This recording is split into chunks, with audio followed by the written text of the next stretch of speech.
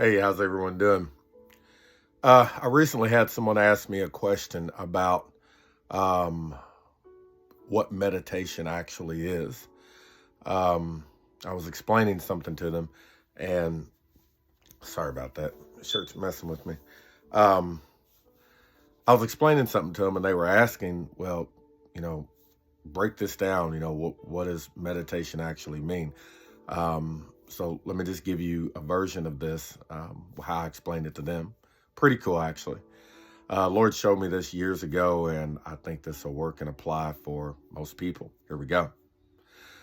So, here is what meditation actually is. And I'm going to take this from Joshua, actually.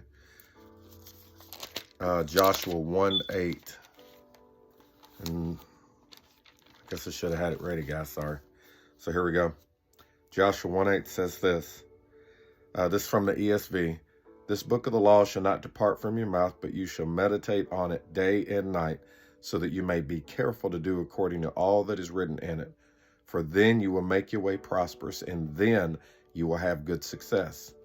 Now, I'm also going to go over here to John 15. All right. This is totally live, guys, totally unplanned. In the sense of the scriptures, I didn't have the passages that I was going to pick out here. So this is also a witness of the Spirit, that the Spirit will bring to remembrance everything that is revealed to you and shown you. So here we go. John 15 says this, okay? I am the true vine, and my Father is the vine dresser.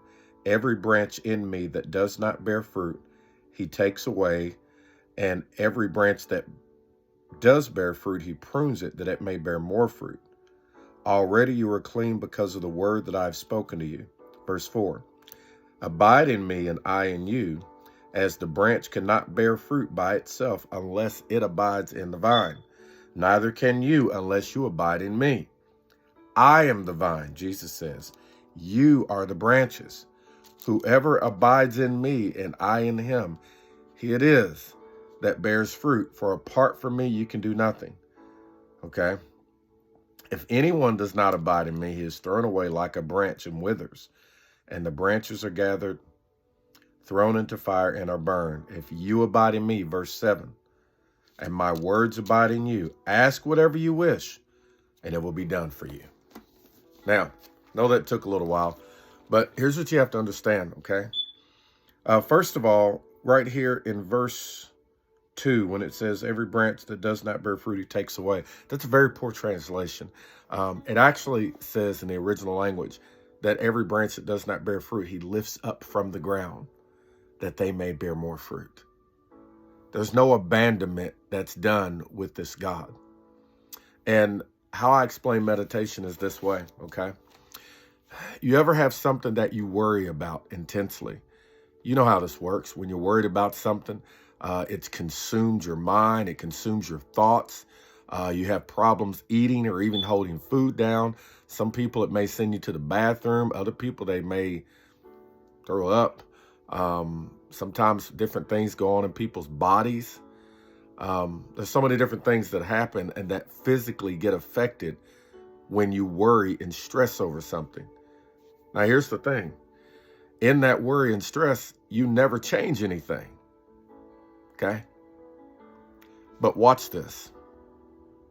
This is what meditation is. I said to this person, when you worry, that is meditation done backwards. Okay? The difference is when you're going to meditate on the word of God and what God has said about you and what God is saying about the situation. Okay? Because a lot of times we're looking for God to say an answer to us when God has put the answer on the inside of you. And the way that that answer gets revealed many times is that you have to grow and mature so that you see the fruit of this thing. Okay? So to meditate properly on the word of God is the same process of what you do when a person worries. The difference is you have to discipline your thoughts to go in that direction, because a lot of times by muscle memory, we are geared to worry in stress. But that part of your imagination and your thoughts are meant not to stress, to cause those issues in your body, but are meant to bring you to a place of real actual victory where you meditate in and on the thoughts of Jesus. Okay? So watch this. It says that you have the mind of Christ. What does that mean? Corinthians 2:16. Okay, 1 Corinthians 2:16. What does it mean to have the mind of Christ? I think I might explain this before, but it's like having a box of parts of things, okay? Everything you get is in seed form, okay? And it has to be planted. Now, the beautiful news is that it has been planted because you are a sophisticated type of dirt. Okay? And if you eat an apple seed, obviously an apple tree is not going to grow out of you. So that's not the type of seed that can be planted in you and produce a harvest. But you have been given the incorruptible seed of the Word of God that's been placed in you. And it requires water and it requires sunlight in order to grow. Light is illumination. It's understanding. It's what comes on and comes up for people to wake up, okay? But water poured on something brings refreshing, okay? It brings all kinds of things, but it brings a refreshing. So a wake up and a refreshing, and then your growth comes forward, okay? So if you're going to worry, okay, about something, take that same process, and that's when you can take that thought captive and interject, what does God say about it, or how is Jesus thinking about this situation? Okay?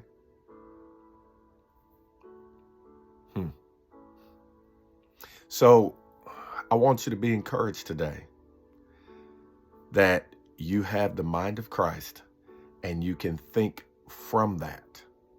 Rather than get yourself over into worry, discipline your mindset, discipline your thoughts, discipline your words. Yes, this is a little bit of work, but it is worth it. Because if by worrying you're not going to change anything, then you're wasting your time. So that's all I have time for today. Be blessed. Have a great day. Know that you are loved and you have the mind of Christ.